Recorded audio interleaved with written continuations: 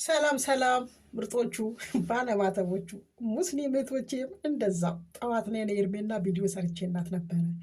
ኤርሜና ሩታ ጣለችው፣ አንቺ አነሳሹ አልኳት። ዛሬ ግን እውነትም ኤርሜና ሩታ ጣላንሻለች፣ አንቺ አንሹ። ሁለተኛ ነገር፣ ሶስተኛ ነገር ደግሞ ሩታ በጣም ባለጌ ነሽ። በጣም ዝቃጫም በጣም ባለጌ ሰድነሽ ወንድ ልጅን በእንደዚህ አይነት ፕራንክ ነው ያልሽው። እንደዚህ አይነት ፕራንክ በአፍንጫችን ይውጣ። ይሄ መግማማት ይባላል። ለማንኛውም ከነዚህ ቲሸርት የማይቀይር ጥንብ ጋር ስትመጪ ራስሽ ትጠነቢያለሽ። የሞልዊያ አናት የመሰሉ ቆሻሾች ልጆች ማለት ነው። ሁለተኛ ነገር ደግሞ ዘቀጥሽ፣ ሩታ ወረርሽ። ኦዲየንስ ነው ያልሽው። ይህን የኦዲየንስ ክብር ቢቀርብኝ ይሻላል። የኦዲየንስ እውነት። ለማንኛውም ኤርሜላ አብረሽን ጥለዋለች። እንግዲህ አንሹ ወንድማችን አንስተሽ እኝክ አርጎ ይተፋል ማስቲካ። አይ መቤት የሩታዬ እንጀራ እናት ወዳጅ ዛሬ ጥላት ሆና እሙዬ ትናንትና እንግዲህ ስናያት የሩታ እንጀራ እናት የነበረ ዛሬ ሩታን ደግሞ እየሰደበች ሄርሜላ በቃ ወደ አብርሃም ሂጂ እያለች ነው። ተይ እመቤትዬ፣ ስድብ ለማንም አይጠቅምም። ስድብ ማለት ማንነትሽን ነው የሚገልጸው። ወደ ራስሽ ተመለሺ። ሩታም እንግዲህ ትናንትና ሸይጣን አሳስቷት ይሁን ይሄንን ብላለች። ይሄንን በማለቷ ደግሞ በጣም ብዙ ሰው ተከፍቶባታል ማለት ነው። ከሶሻል ሚዲያ እስከ ቲክቶኩ ሩታ ጥፋት አለባት የሚል ነው ከአድናቂዎቿ ጀምሮ ማለት ነው። ሩታ ይሄንን ነገር እንዴት ባሏ ላይ ዛቻ ልታስቀምጥ ቻለች?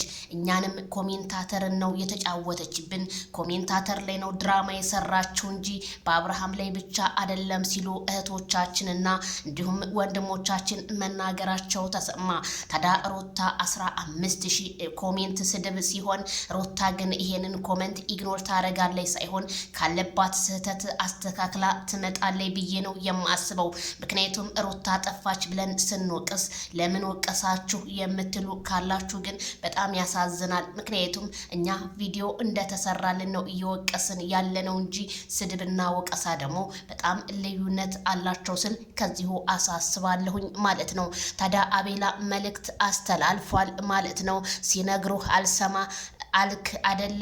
ይሄው ዛሬ የገጠመህን በአደባባይ ሩታ እንደዚህ ያደረገችህ እኛን አልፈልግም ብለህ ከህይወታችን አስወጥተህ ዛሬ ሩታ አንተ ላይ መቀለጃ ሆነችብህ በማለት አቤላ መልእክቱን በኢንስታግራም ፔጁ ላይ አስተላልፏል ማለት ነው።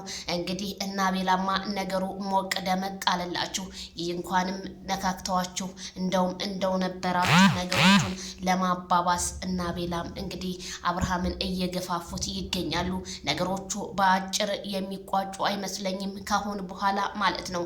እንዴት ይሄንን ነገር ልታረግ ቻለኝ? ነገሩ ደግሞ የተፈጠረው ትናንትና ሳይሆን ቪዲዮ የተሰራው ከትናንትና ወዳ ነው ማለት ነው። የዛሬው ቪዲዮ ግን ምን እንደሚሆን አብረን ሁላችንም ብንጠብቅ ይሻለናል። እኛ የምንፈልገው ሰላምንና ከነሱ አብሮነትን አብረው እንዲመጡ ነበረ። ሩታዬ ትናንት በቀል ባለቻት ብዙዎቹ እህቶቻችን ከፍቷቸዋል። ብዙዎቹ ደግሞ ሩታ ለምን ተሰደበችብን በማለት ከፍቷቸዋል።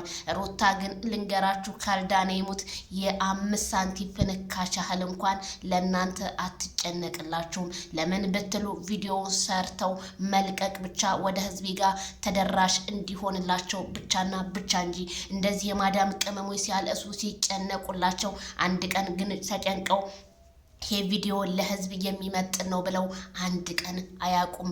ወላሂ ነው የምላችሁ። ስለዚህ ብዙ እህቶቻችን እውነት ከእህቶቻችሁ ጋር ንክኪ ባትጣሉ እንደኔ መልካም ይመስለኛል። እነሱ በኢትዮጵያ ምድር ላይ ፏዘና እያሉ ማለት